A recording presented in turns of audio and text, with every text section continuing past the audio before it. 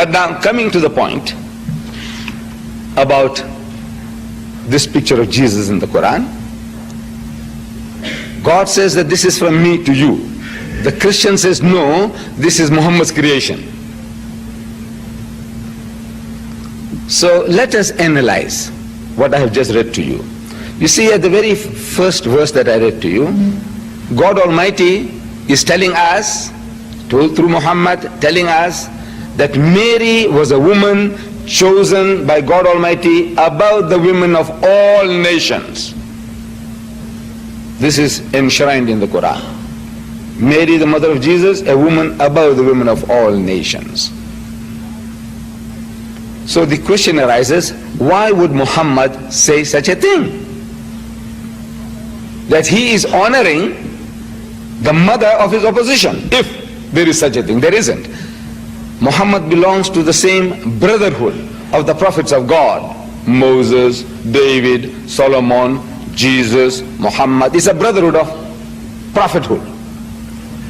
But from the Christian point of view, Muhammad is an opposition. He is a challenger to the integrity and position of Jesus. But now this person is telling the world, Muslims as well as non-Muslims, that Mary, the mother of Jesus, she was chosen above the women of all nations. And this he is telling in the first instance to his own people. Because Muhammad, he will admit, was an Arab. He was not an Indian. I'm an Indian, of Indian extraction. I come from South Africa. We have some Sudanese brethren from Africa. We have some Malay brethren from Indonesia, Malaysia.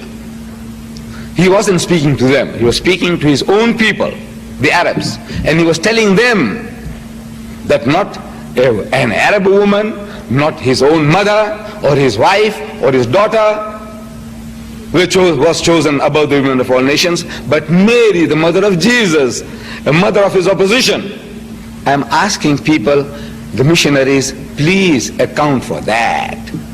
Why would an Arab go out of his way to provoke other Arabs, telling them that a Jewess, a woman from a nation that has been looking down upon them for 3,000 years, a nation that was looking down upon the Arabs for 3,000 years, they keep on repeating that Father Abraham had two wives, Sarah and Hajara. They say Sarah and Hagar.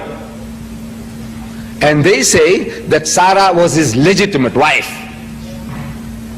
But Hajara was a bondwoman, a slave woman. And her children, they disparagingly describe as the Hagarines, the children of Hagar. Hagarines. There's a new term they have invented, the missionaries. And in their books they say, now Islam is not Islam, which means a religion of peace, but they say it's Hagarism. You know, a religion from the children of Hagar, Hagarism. This is how they call us. Arabs are Hagarines, and the religion of Islam is Hagarism. They have been looking down upon the Arabs as the children of that bondwoman, that slave woman. And even today, the Jews look down upon the Arab peasants. They still look down. 3,000 years they have been looking down upon these people. And yet this mighty messenger of God, he honors this Jewess and says, please account for that. Why would an Arab go out of his way? He's going out of his way to provoke his own people and honor a Jewess. Explain that. Unless he was commanded from a higher source. Because on the human level, from the human point of view, to me, there is no woman better than my mother, or my wife, or my daughter. Why yours, my opponent, my opposition? Why?